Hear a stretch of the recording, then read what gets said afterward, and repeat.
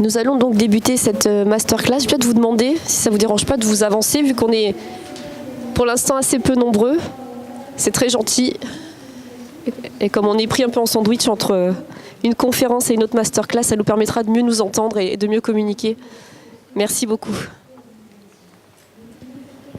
Merci beaucoup d'être avec nous. Donc pour débuter cette deuxième journée de masterclass, avec ce matin pour débuter un nouvel exemple d'hybridation, d'innovation dans un autre modèle que ce qui a pu être évoqué hier. Nous allons parler d'économie de fonctionnalité avec un exemple qui nous vient de Belgique. Bienvenue aux amis belges qui sont avec nous et qui ont l'intention de dupliquer l'événement peut-être en Belgique l'année prochaine. Et nous sommes très fiers de cela, en tout cas, si ça se fait. Avec nous ce matin, Michael Van Kunsem, vous allez vous présenter et nous présenter justement ce qu'est l'économie de la fonctionnalité, comment vous fonctionnez, qu'est-ce que vous avez mis en place et voir comment ça fonctionne et quelles difficultés et quels succès vous rencontrez. Donc, Michael, nous allons donc discuter ensemble une vingtaine de minutes. Après, vous pourront échanger. Juste deux informations que j'ai oublié de vous donner.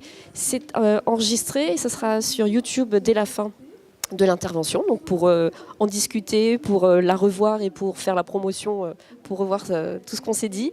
Et Barbara est avec nous aussi pour faire du scribing, c'est-à-dire qu'elle va illustrer avec des mots, avec des dessins, tout ce qui va être dit, les thématiques, en sachant qu'elle ne connaît pas le sujet du tout et qu'elle va elle va illustrer avec donc nos propos et les rendus sont sur les murs. Et c'est assez édifiant et en tout cas c'est un vrai travail d'artiste et bien au-delà en tout cas. J'apprécie énormément cette démarche aussi. Voilà, on débute ensemble Michael. Alors, oui, présentez-vous. Oui. Qui êtes-vous? D'où venez-vous? Alors d'abord bonjour à tous. Merci de nous avoir donné la chance d'expliquer un peu le projet. Donc je m'appelle Michael, moi je suis un des fondateurs du projet. Donc à la base je suis juriste, j'ai longtemps travaillé dans des cabinets d'avocats et puis j'ai travaillé dans le monde de l'entreprise normale, donc dans du développement immobilier, et puis j'ai créé des sociétés de consultance et de coaching. Et puis voilà 3-4 ans que suite à une rencontre qu'on a créé Biodiversity après un moment de recherche aussi de sens dans l'activité professionnelle. Et donc on est 4 fondateurs qui se sont dit à un moment, on travaille très bien, mais qu'est-ce qu'on apporte? Et là, on était un peu frustrés, donc on a eu un moment de recherche et on s'est dit, tiens, engageons-nous dans un projet qui a du sens. Vous vouliez sortir du modèle traditionnel parce que pour vous, la richesse n'était pas que de faire du business finalement. Il fallait... Exactement. Moi, j'ai passé beaucoup de temps, donc 10 ans, dans des business, avocats d'affaires, business immobilier où on parle beaucoup d'argent avec des modèles assez pyramidaux. Et voilà, il y a un moment où j'ai voulu expérimenter d'autres choses. Oui. Parfait. Donc, Biodiversity existe depuis quand et qu'est-ce que vous proposez? Alors, Biodiversity, c'est une société dont l'activité existe depuis 2013. Et en fait, on propose des projets en faveur de l'environnement. Donc, la vision, c'est vraiment d'améliorer le bien-être humain et environnemental. Et on travaille sur 3 axes. La biodiversité, la pollution de l'air, notamment les pesticides, et la diversité alimentaire. Et donc, en fait, elle est issue l'idée provient en fait de notre partenaire qui s'appelle Kim Nguyen, qui est un spécialiste de la problématique, un chercheur spécialiste de la problématique de la disparition de l'abeille. Donc, il a fait un doctorat sur cette problématique, d'où le bee, voilà. Et il s'est rendu compte qu'il y avait 3 facteurs de risque qui expliquent cette disparition, que sont le manque de biodiversité, les pesticides et les maladies. Et donc, il a voulu vraiment lancer un projet qui travaille sur ces 3 axes, auquel on a rajouté la diversité alimentaire par la suite, parce que la pollinisation et tout est lié, en fait, l'écosystème est lié. C'est comme ça qu'est né le projet. Alors, concrètement, vous proposez quoi? On peut dire que c'est une entreprise sociétale? Voilà. Puisque vous parlez d'entreprise normale ou de business normal, là, expliquez-nous un petit peu ce que vous avez mis en place. Donc c'est ce qu'on appelle de l'entrepreneuriat sociétal. Donc le but est de lier l'impact sociétal et l'impact financier. Donc ça veut dire que notre objectif, c'est d'avoir un impact sociétal, mais l'impact sociétal nous permet d'assurer une pérennité financière. Donc juste pour vous expliquer un peu l'historique, comme ça vous voyez un peu l'évolution aussi dans notre réflexion. On a fait une sorte de management, où on a été formé c'est là qu'on s'est rencontrés en fait, et donc on a été formé à à des business de produits, de volume, tout ça. Et donc, on est parti avec l'idée de vendre du miel et d'allouer une partie des ressources à des projets en faveur de l'abeille ou de la biodiversité. Et puis, on s'est rendu compte que pour faire de la marche sur du miel, il faut produire beaucoup de miel. Produire beaucoup de miel, ça a un impact sur l'environnement parce qu'il faut tout le packaging, etc. Et puis, ça a un impact négatif sur les abeilles, en fait.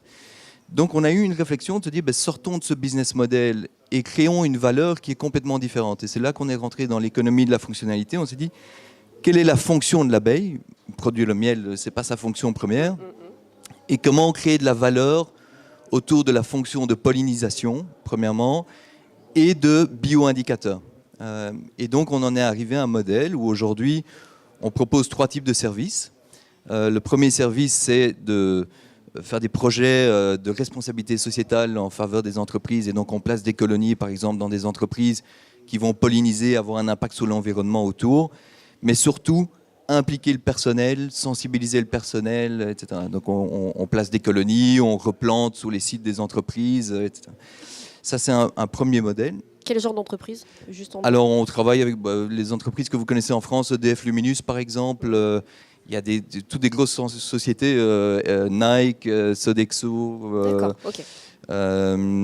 Voilà, qui veulent vraiment impliquer leur personnel et avoir un impact. Premier exemple, ce service-là. Premier exemple, c'est ce service de responsabilité sociétale. Deuxième exemple, et c'est là qu'on rentre vraiment dans l'innovation, c'est qu'on s'est dit, tiens, les abeilles, en fait, dans une ruche, vous avez 50 000 abeilles, dont une grande partie, disons la moitié, vont butiner. Et donc, elles vont, en moyenne, butiner 4 milliards de fleurs sur une surface de 700 hectares. Surface de 700 hectares, c'est plus ou moins 1000 terrains de foot. Et donc, en butinant, elles vont accrocher du pollen et prendre du nectar qu'elles vont venir reposer dans la ruche. Je ne rentre pas dans le détail technique, mais donc elles ramènent en fait des échantillons de toutes ces fleurs, 4 milliards de fleurs, dans la ruche. Nous, qu'est-ce qu'on fait? On va prendre ces échantillons qu'on va analyser scientifiquement et ça nous permet de voir en fait, d'avoir une photo de l'environnement sur cette surface de 700 hectares. Qu'est-ce qu'on va voir? On va voir le type de biodiversité qu'on retrouve. Et la qualité de cette biodiversité en termes d'alimentation. Donc on peut vraiment identifier de manière précise les carences au niveau de la biodiversité. Deuxièmement, on retrouve tous les pesticides en fait. Donc une cartographie. On va vraiment faire une cartographie des zones où on retrouve des pesticides. On va pouvoir vraiment voir l'origine des pesticides, le niveau par rapport à des normes légales, l'impact sur la santé. D'accord. On analyse les métaux lourds aussi, avec l'impact aussi sur la santé, etc. Donc on a vraiment créé ce qu'on appelle le biomonitoring, donc du monitoring environnemental lié à ce que les abeilles ramènent. Et qui sont vos clients? Et donc là, le type de clients qu'on a, c'est des grosses sociétés, par exemple dans le secteur de l'eau, donc qui ont des grandes surfaces de captage d'eau. Oui. Par exemple, on a un projet maintenant avec Volvic en France, mais avec Spa en Belgique, avec plusieurs autres sociétés où en fait les surfaces sont énormes. Oui, donc ils ont par exemple, Spa en Belgique, c'est 13 000 hectares. Ils faisaient beaucoup pour l'environnement, mais impossible de mesurer cet environnement et de voir quel était l'impact de leurs actions. Et donc on a, grâce à peut-être ça, vous montrer, allez-y, vous avez des exemples? On a placé des colonies qui vont en fait, je vous expliquerai ce projet-là après, voilà, qui vont couvrir une grande partie de cette zone de 13 000 hectares. Et donc on va vraiment pouvoir identifier, dès qu'il y a un risque, il faut savoir que si vous, voilà, dans des zones de captage d'eau, s'il y a des polluants par exemple, ça peut vraiment avoir un impact sur la qualité de l'eau. Et donc pour eux, ça a une réelle valeur ajoutée. Donc ça c'est un exemple, on travaille avec Suez Environnement, où ils ont leurs usines de recyclage. Et donc on va analyser vraiment quels sont les métaux lourds encore émis pour travailler avec eux sur la réduction de ces métaux lourds. Donc ça n'existait pas du tout. Ça n'existait pas du tout. Et alors la troisième chose qu'on fait, et alors ça je vais vous montrer le projet, c'est une ville en Belgique. Donc maintenant on travaille avec des villes. Et donc on a placé des colonies sur des sites stratégiques de telle sorte à couvrir toute la ville. Donc on couvre les cercles oranges, c'est les 700 hectares. On couvre toute la ville. On a fait ces analyses. On a trouvé des carences en termes de biodiversité. Qu'est-ce qu'on a fait? On s'est dit, nous, on ne s'est pas replanté sur toute la ville. Donc on a impliqué la ville évidemment, mais aussi les citoyens. Et donc on a commencé à dire, voilà, au mois de septembre, il manque tel type de plantes. On vous invite à replanter chez vous. Et toutes les boules jaunes, en fait, c'est des citoyens qui sont engagés dans le projet. Il y a 2 ans, donc maintenant il y en a encore plus. Puis on a retrouvé des pesticides et on s'est dit, bah, tiens, on a constaté que l'origine de ces pesticides, c'était les citoyens, mais aussi des agriculteurs. Et donc aujourd'hui, on met en place des workshops avec ces agriculteurs pour réduire l'utilisation des pesticides. Et le but de ces workshops, c'est qu'eux-mêmes ensuite fassent des workshops avec leurs pairs. Donc c'est vraiment essayer de créer cette collaboration autour du projet pour qu'un projet qui a commencé dans cette surface-ci couvre des surfaces de plus en plus importantes. Et donc ça, c'est le troisième service qu'on offre, c'est vraiment la solution qui intègre toutes les parties prenantes. C'est la partie la plus compliquée à mettre en place ou... Alors, c'est la partie la plus compliquée parce qu'il faut travailler avec tous les autres. Voilà, donc il faut que les autres qu'ils aient envie de travailler avec vous. Ouais. On est sur des sujets complexes. La réduction des pesticides, c'est pas facile. Il faut travailler avec les apiculteurs. Comment ils appréhendent les choses et quand vous leur faites la proposition, comment ils réagissent ? Alors, ils réagissent plutôt bien. Je crois que tout le monde, à la base, est ouvert à la collaboration. Parfois, évidemment, pour un agriculteur, c'est pas facile. Il doit remettre en cause. Il ne faut pas venir en disant, méthodes. voilà, on va réduire vos pesticides. C'est pas ça le but. Oui. C'est on va co-créer, on va travailler ensemble pour voir dans quelle mesure on peut éventuellement continuer à utiliser vos pesticides parce qu'il y a une réalité économique. Oui. Mais comment on fait pour les réduire à terme et comment on les fait aujourd'hui pour limiter l'impact, par exemple, sur les pollinisateurs. Et donc, les agriculteurs acceptent d'émettre ces pesticides à des heures où les abeilles, par exemple, ne butinent pas, ou à prendre des petites mesures, petit à petit, pour réduire l'utilisation des pesticides. Et c'est là qu'on essaye vraiment de créer de la valeur et d'étendre le projet. Pour que tout ceci fonctionne, il faut qu'il y ait une réelle volonté politique aussi derrière. Enfin, comment ça s'organise ? C'est-à-dire de porter un projet où vous parlez d'implication des citoyens. Il faut organiser des réunions publiques, il faut que ça adhère. Tout seul dans votre petit coin, c'est pas possible. Étonnamment, en fait, donc on comptait beaucoup sur le politique au début. Donc on a été voir les régions. On s'est rendu compte que c'est pas facile pour le politique, pour beaucoup de raisons, notamment la raison financière. Oui. Et donc, c'est là qu'on s'est dit, le projet, il va pas tenir, sauf si on va voir le privé d'abord. Ouais. Et donc, le privé va plus vite et veut s'engager. Et puis, les citoyens, en fait, ils communiquent. Ouais. Et donc, cette boule jaune qui a planté dans son jardin, on a parlé à l'autre boule jaune. Et puis voilà, c'est venu comme ça. Donc, la ville a aidé au début. Mais après, c'est les citoyens eux-mêmes qui ont pris le projet en charge. Donc, Et quand le citoyen est impliqué, qui vous rémunère ? Alors, quel est votre client ? Comment vous gagnez votre vie ? C'est compliqué. Est-ce que des fois on vous taxe un peu d'être opportuniste en disant vous allez vous faire de l'argent sur... Voilà, je crois que ça c'est le plus compliqué. C'est que souvent on nous dit vous travaillez avec des sociétés comme EDF Luminus, etc. Vous faites du greenwashing. Et puis vous êtes une entreprise, donc ça veut dire que vous voulez faire de l'argent sur l'environnement. Donc c'est encore une culture qui doit un peu évoluer. Nous, on n'a pas d'objectif de faire des bénéfices. On a l'objectif de payer les gens au sein de l'entreprise à valeur de marché, voilà, c'est tout, et à développer un maximum de projets. Alors, comment on fait ? Quelles sont nos ressources ? Premièrement, quand on a ces projets de RSE, on fait du leasing de colonies d'abeilles, par exemple. Et donc là, il y a un forfait de leasing avec, à côté de ça, des services de communication en interne, externe et d'autres services. Vous m'avez perdu, la leasing ? Donc, quand on place des colonies dans les entreprises, on gère ces colonies, en fait. Et donc, c'est une location. L'entreprise paye une sorte de location des colonies pour avoir un impact sur l'environnement, mais aussi impliquer son personnel, etc. La veille environnementale, c'est un peu le même principe. Les entreprises, généralement, s'engagent pour 3 à 5 ans. Et payer un forfait annuel pour avoir ce tableau de bord. Oui, parce qu'il faut un engagement qui soit assez long quand même, parce que je suppose que pour avoir des résultats et pour mettre en place ce dispositif... Donc ça prend généralement 1 an pour avoir les premiers résultats. La deuxième année, on commence les premières mesures. La troisième, on adapte. Et puis, donc, il faut un projet sur 3 à 5 ans, généralement. Oui, tout à fait. Et puis, le troisième service, c'est plus de la consultance et de l'implémentation des projets. Et il y a combien, donc, vous avez monté combien de projets de ce type-là qui fonctionnent et dans quel secteur géographique, essentiellement en Belgique Aujourd'hui, on est à 40 projets. On est en Belgique, partout en Belgique. On est en France. Donc on a des projets avec les eaux Wattwiller, que vous connaissez peut-être, ou Volvic. On fait un projet maintenant avec la ferme du Gali aussi, près de Paris.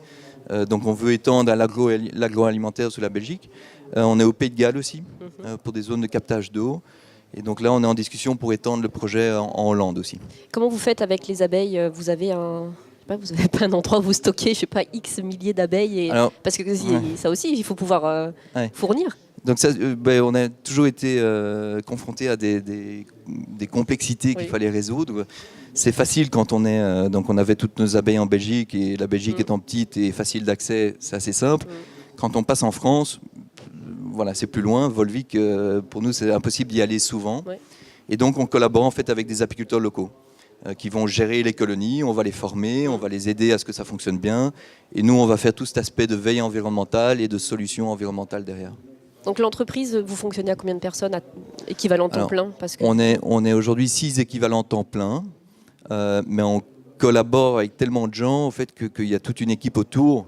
Il y a facilement une dizaine de personnes autour, que ce soit des apiculteurs, des gens qui sont des ambassadeurs du projet, etc., qu'on gère aussi. Qu'est-ce qui vous manque maintenant pour développer encore plus ce projet, pour avancer, pour faire en sorte qu'il se développe, qu'il puisse se dupliquer ailleurs? Ça fait 3 ans, c'est ça, vous m'avez dit? Ça fait 3 ans, oui, tout à fait. Vitesse de croisière ou encore Non, là, on a beaucoup travaillé durant 3 ans. Là, on est à un stade où on peut vraiment envisager de se développer plus rapidement, donc se développer sur d'autres pays. Donc on est pérenne financièrement et avec une capacité de développement. Bon, je crois que ce qui manque, c'est comme pour tout le monde, c'est les ressources, et donc c'est comment faire de ces ressources une abondance et pas un manque. Et donc ça passe par la collaboration, mais pour collaborer, il faut créer sa communauté, ça prend du temps. Il faut des ambassadeurs, il faut gérer toute cette communauté. Donc c'est vraiment là-dessus qu'on travaille aujourd'hui. Vous avez trouvé un sens à tout ce que vous faites maintenant dans votre travail? Alors on s'amuse beaucoup déjà. Donc on a le sentiment et la conviction de faire quelque chose qui peut aider les générations futures, aussi bien au niveau environnemental, mais aussi dans la réflexion, de se dire tiens, en fait les challenges de demain, c'est plus l'industrie, le technique, etc. C'est vraiment des problèmes sociétaux. Et donc il y a des opportunités d'entreprise dans des domaines sociétaux.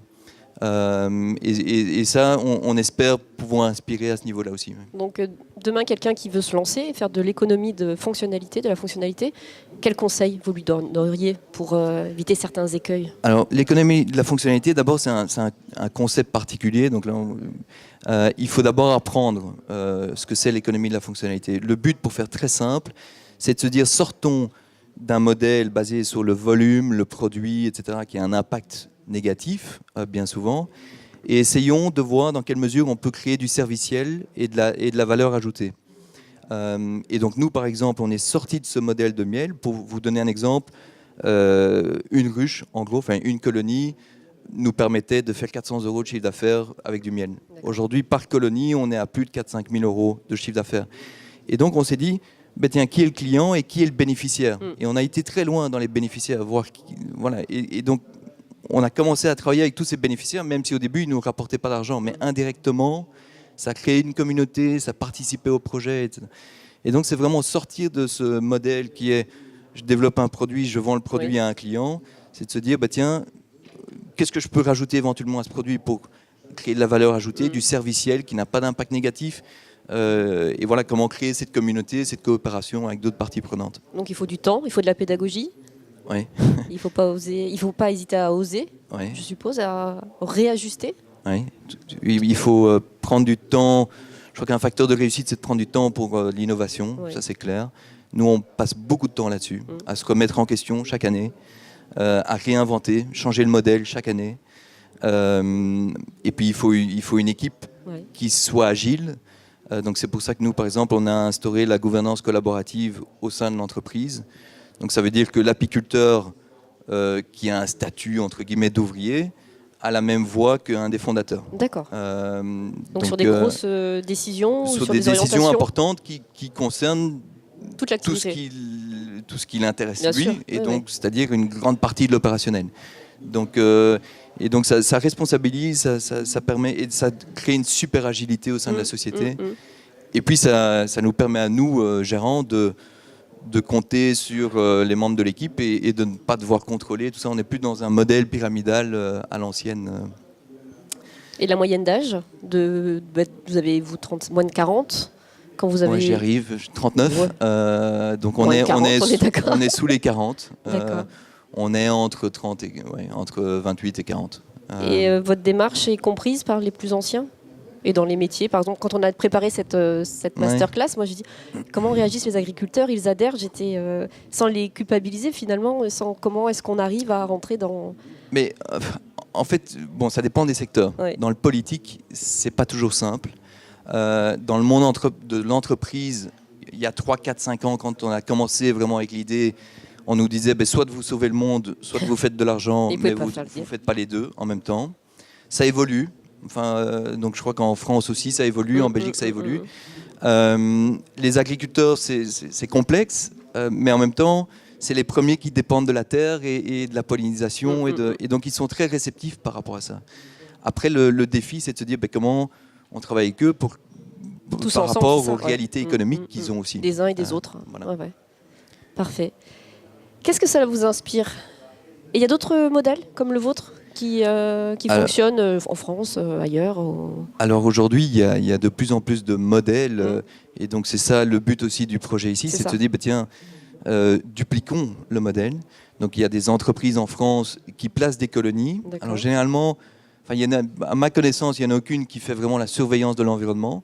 Donc c'est pour ça que, par exemple, avec la ferme du Galier aujourd'hui qui place des colonies, eh bien, on les aide pour valoriser ce service-là via cette veille environnementale. Et donc l'idée, c'est de partager notre savoir pour que d'autres projets s'étendent et que l'impact soit plus important. Mais il y a d'autres initiatives dans ce secteur-là, oui, tout à fait. Est-ce que vous avez des réactions, des questions par rapport à ce que vient de nous exposer Michael? Vous aviez eu déjà ce genre de présentation d'entreprise, de ce genre d'initiative? Non? Oui? Je serais intéressé de savoir, dans l'auditoire, combien ont déjà entendu parler de l'économie de la fonctionnalité. Vous connaissiez déjà assez largement, parce que sinon je me disais que ce n'était pas nécessairement directement lisible. Pour ceux qui connaissent, retrouver l'économie de la fonctionnalité dans le discours, c'est facile.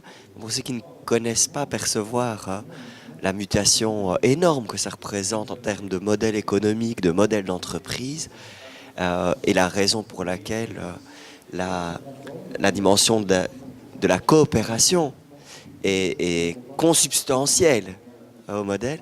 Ici, ça apparaît comme un avantage, mais en réalité, c'est une condition sine qua non. Et ça représente Voilà. Et donc, je ne sais pas si, pour certains, c'est utile de donner un autre exemple. Le cas échéant, je suis en mesure de le faire.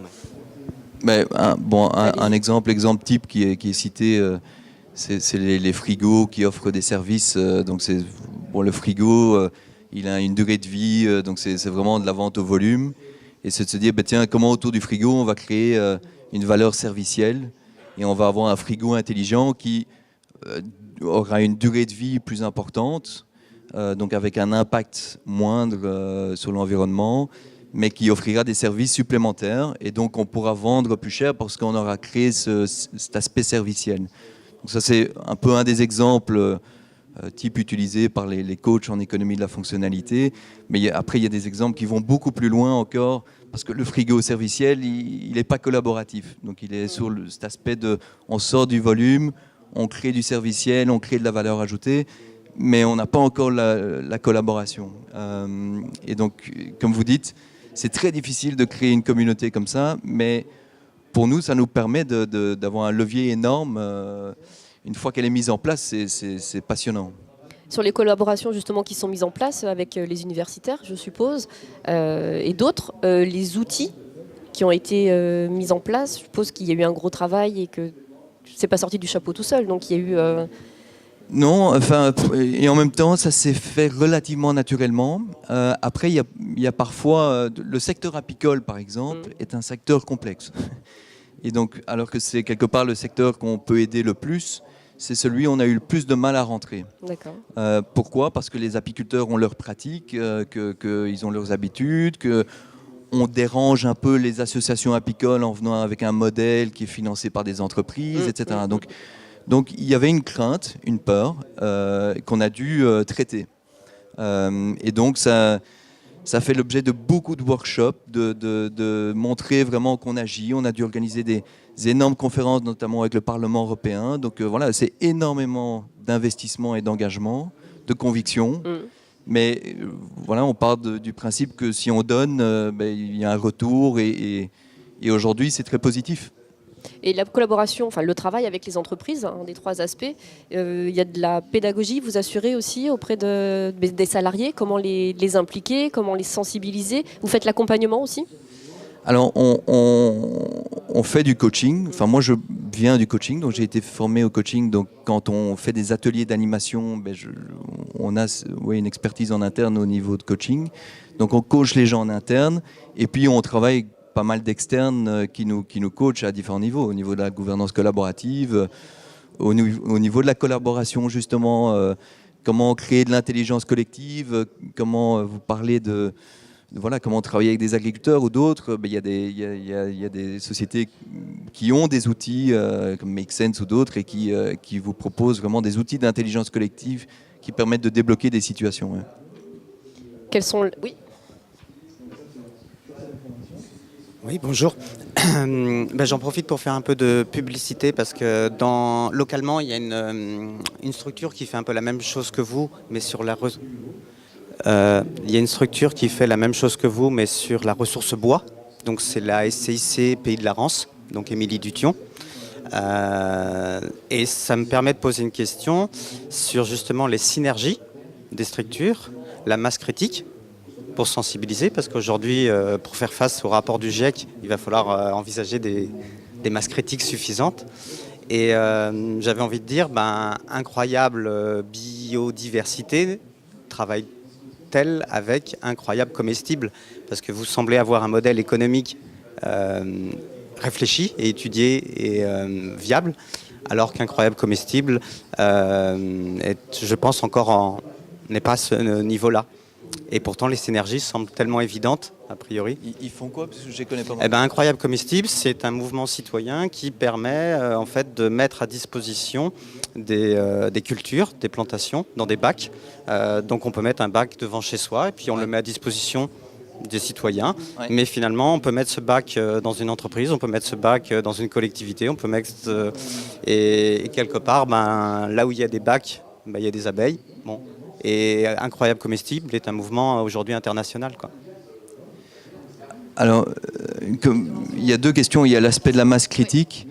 Je pense que c'est vrai, c'est complexe. Nous, on a l'avantage d'avoir un scientifique qui est reconnu au sein de l'entreprise, ce qui nous permet d'organiser, par exemple, la Bee-Week avec le Parlement européen, qui regroupe tous les scientifiques, les politiques, et qui travaille sur cette question de la disparition de l'abeille, de la biodiversité, etc. Et donc, on a choisi un peu les axes de travail pour être des acteurs de changement.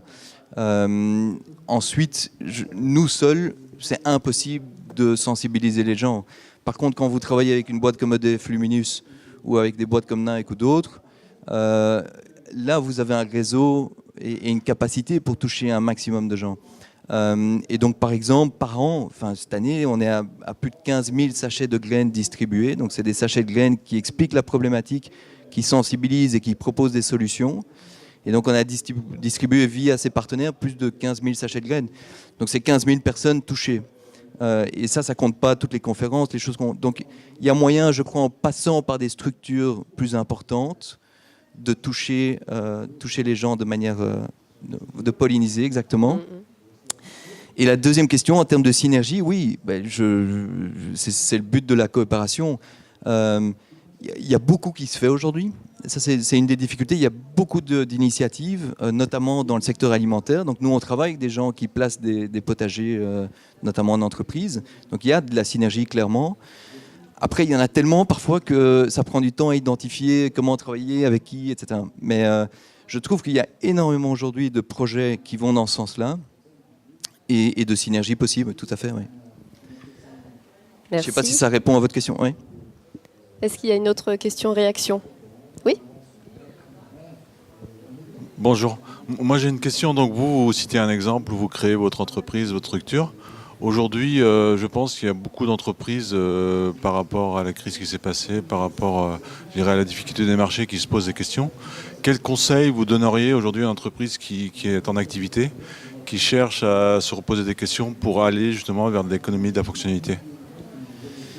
Alors c'est une bonne question. Nous, on a eu une chance, une grande chance, c'est qu'on est parti quelque part avec déjà un peu cette idée-là, ou en tout cas on a réorienté très vite l'entreprise vers un modèle comme celui-là.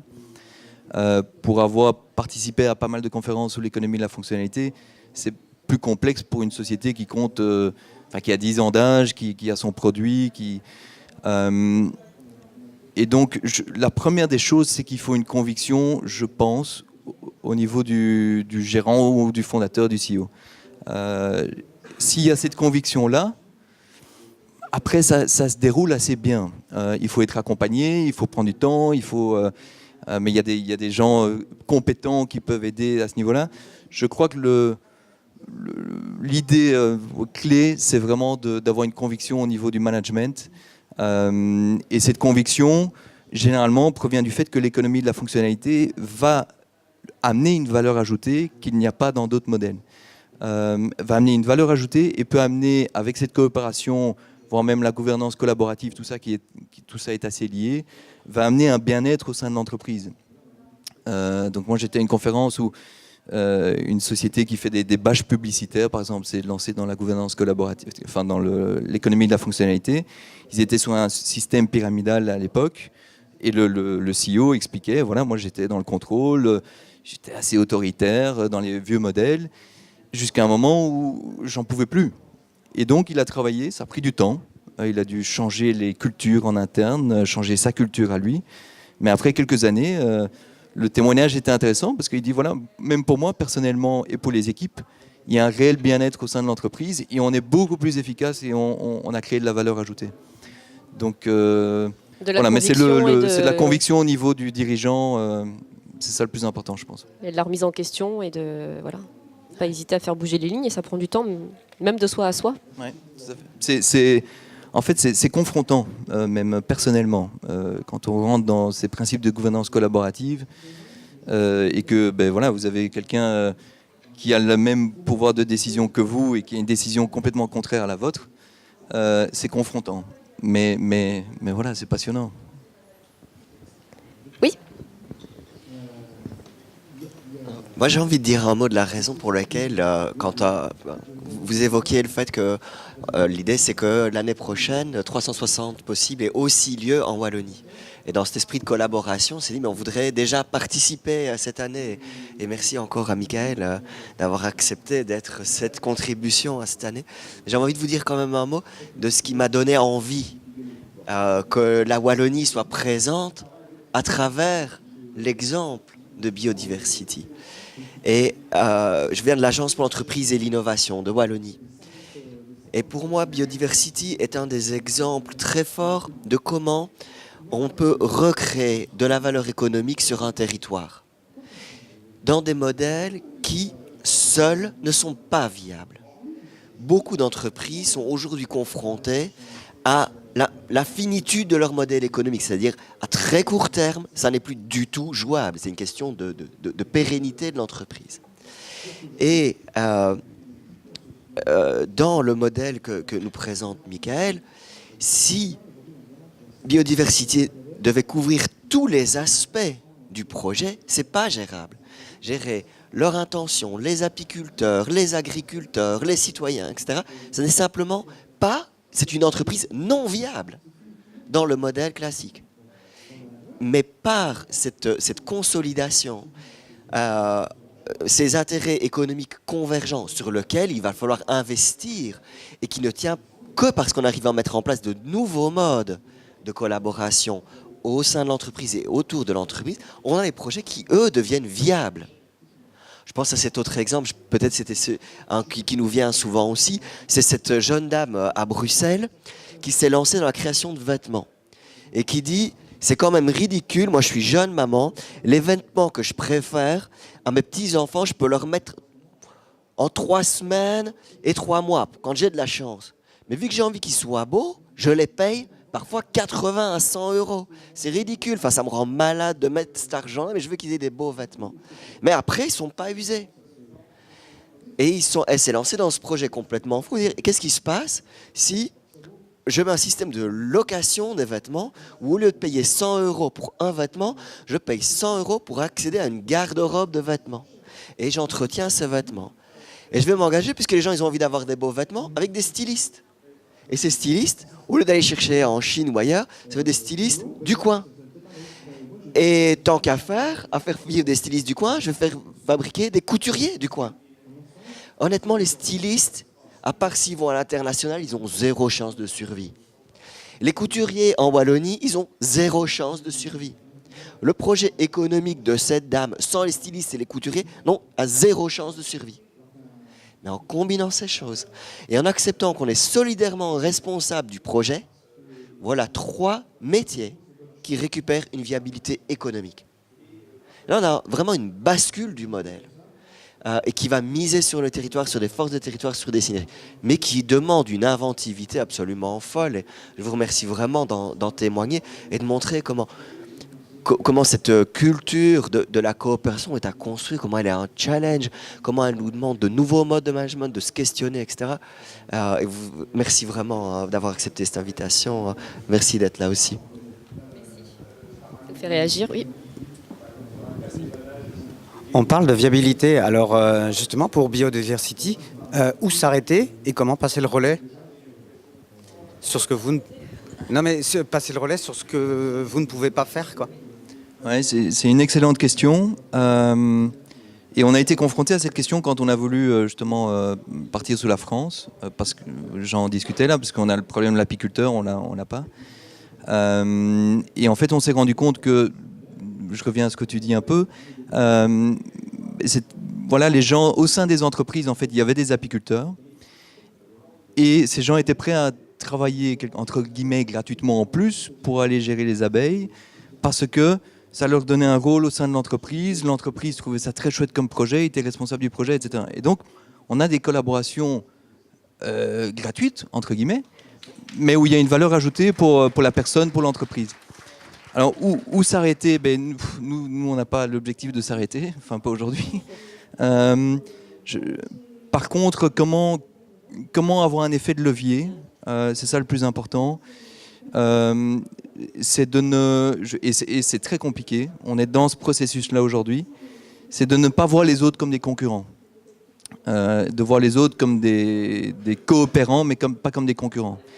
Et donc, on pourrait se dire, tiens, on va aller partout en Europe et placer nos abeilles, faire de la location d'abeilles et les projets qu'on fait, etc. Et être les seuls acteurs et prendre tout le marché un peu dans le modèle d'avant où on regarde les marchés. D'ailleurs, quand on doit remettre des appels pour des projets financiers et autres, on doit donner des infos sur le marché, quelle est la part de marché qu'on va prendre, etc. Quelque part, nous, on s'en fout, en fait. On veut aller le plus loin possible, et si ça passe par travailler avec une société qui fait la même chose que nous, eh bien, on arrive à ce niveau-là aussi. Et donc, on essaie de ne plus voir les autres comme les concurrents. Donc, de plus en plus, nous, on y arrive. Alors, c'est pas toujours facile en externe, mais on se rend compte qu'il y a une dynamique dans ce sens-là aussi. Donc, pour vous donner un exemple concret, dans 2 semaines, on va parler avec des gens qui font la même chose que nous, en Hollande, alors qu'en tant que Belge, on peut aller en Hollande demain, c'est pas un problème. On a déjà des entreprises qui nous ont fait des demandes. Mais on se dit, tiens, c'est beaucoup plus malin de coopérer avec eux. Alors oui, on aura moins de chiffres, moins de ressources, etc. Mais on va amener une valeur ajoutée et ensemble, on va aller beaucoup plus loin, beaucoup plus vite. Et donc, c'est plus de voir cette société comme un concurrent, mais de se dire, et avec la ferme du Gali qui fait la même chose que nous en partie en France, je dirais, on va encore plus loin, on leur amène cette valeur ajoutée et on forme leurs apiculteurs. Parce qu'on a des techniques qui permettent de réduire à moins de 5% de pertes les colonies, alors qu'en moyenne, vous avez 30%. Et donc, on commence à former, entre guillemets, des concurrents. Et en fait, je pense que c'est vers ça qu'il faut aller. De voir des synergies et de travailler ensemble et de se dire il n'y a plus de concurrence dans le monde de demain, en fait. Oui. Merci pour cette passionnante conférence. Oui, je pense que le problème de concurrence, c'est sur un modèle ancien de management où il faut toujours faire plus de profit. votre projet est plutôt un projet entre guillemets citoyen, où la ressource suffit à nourrir les personnes qui font vivre le système. Et pour revenir sur ce que vous disiez, on revient sur un concept de cycle court et d'économie réelle et locale. Et c'est tout un projet, mais c'est un projet politique à porter. Mais heureusement que vous êtes là et qu'il y a d'autres sociétés comme ça. C'est à travers ça où on avancera pour le bien de l'environnement et surtout pour le bien de l'être humain, puisque le but quand même final, hein, vous parlez aussi de l'alimentaire, c'est se nourrir correctement. Et puis c'est pour... Mais bon, c'est un super challenge et merci de le porter. Merci. Si je peux relever 3 éléments dans ce que tu viens de dire, il y a, et par rapport juste à votre dernière intervention, par rapport à beaucoup de modèles où on dit qu'il faut revenir sur la région. Mais en fait, vous observez que dans le modèle de biodiversity, on va miser sur les forces d'une région, mais sans être fermé à cette région. C'est-à-dire on voit que ce modèle, il s'exporte. Donc on est sur des modèles de croissance fondés radicalement différents. Différemment. Donc oui, le projet c'est d'aller le plus loin possible et de croître le plus possible et de faire de l'argent. Le but n'est pas de s'en mettre plein les fouilles, mais oui, on ne va pas faire sans argent. Et si on peut s'en mettre plein les fouilles, pourquoi pas, moi je vais même jusqu'à dire. Mais la valeur n'est le modèle de croissance n'est pas du tout au même endroit, pas du tout sur le même modèle. On ne va pas chercher à augmenter la taille des ruches, on va pas chercher à augmenter le nombre de riches. Et c'est là aussi qu'il y a un déplacement de où est la valeur dans le modèle. La valeur, est-ce qu'elle est dans la part de marché?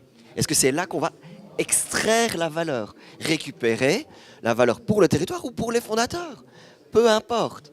Mais où est le lieu de captation de la valeur? Il est complètement différent dans ce modèle. Et c'est pour moi en quoi il est le plus stimulant. Alors je continue. Comment coopérer avec des entités du système classique qui n'ont pas tout à fait les mêmes valeurs? C'est une excellente question. Je pense qu'il y a... Bon, nous, on a une petite expérience, hein, donc c'est juste une vision personnelle. Je crois que c'est vraiment des coopérations fortes. Et quand je parle de coopération forte, c'est de travailler ensemble pour aller dans un pays, par exemple comme en France, avec la ferme du Gali, le CEO est Ashoka Fellow. Qui met Ashoka Fellow, c'est reconnu comme étant des acteurs de changement avec les mêmes valeurs.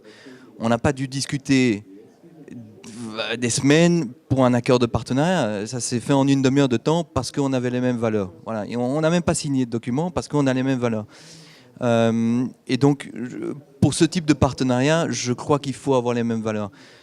Par contre, je crois qu'il ne faut pas non plus se dire on ne va pas travailler et avoir des exclusives avec des sociétés qui avaient des valeurs différentes ou encore des valeurs différentes mais ont une envie d'agir pour le mieux. Parce que ça, c'est se limiter à un vrai impact. Des sociétés comme EDF, etc., ne sont pas des entreprises sociétales. Elles ont des valeurs différentes. Mais ceci étant, il y a moyen avec elles de travailler pour un mieux. Et donc nous, on n'a pas d'exclusive.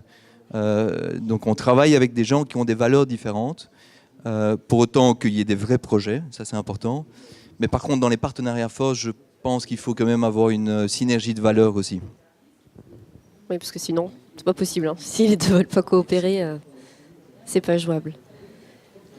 En tout cas, c'est très enrichissant. Ça bouscule de voir qu'effectivement, il y a des initiatives et des entreprises qui misent sur autre chose que l'aspect lucratif, même si vous me dites, si on peut s'en mettre plein les fouilles, pourquoi pas, je pousse le trait jusque-là, mais en changement de valeur totale, de la valeur travail, où on place le baromètre et de ce qu'on veut en faire au bout du bout. Donc vraiment, ce témoignage est l'un des témoignages... Oui. Deux choses, je crois qu'il y a... Vraiment, je crois que ce qui est super important, c'est de se dire qu'on a eu l'histoire, enfin les périodes industrielles, Internet, la technologie, etc. Demain, enfin nous, on a la conviction qu'on sera dans un monde où les opportunités, ce seront des challenges sociaux, environnementaux, etc. Et donc, comme tu le dis, alors nous, on n'a pas l'ambition de s'en foutre plein les fouilles, voilà. Mais s'il y a des gens qui veulent s'en foutre plein les fouilles, il y aura moyen, tout en faisant du bien, je crois. Donc ça, c'est important. Et deuxième chose, je crois qu'il y a un livre qui est assez inspirant, que vous connaissez sans doute, qui est Reinventing Organizations, pour ceux qui ne l'ont pas lu, dans ces domaines-là de collaboration, de comment repenser un modèle, de Frédéric Laloux. Je trouve que ça vaut la peine de le lire parce qu'il est très inspirant à beaucoup d'égards.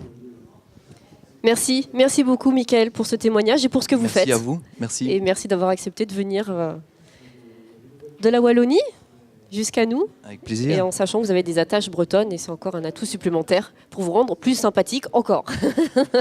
Merci beaucoup. Merci à vous.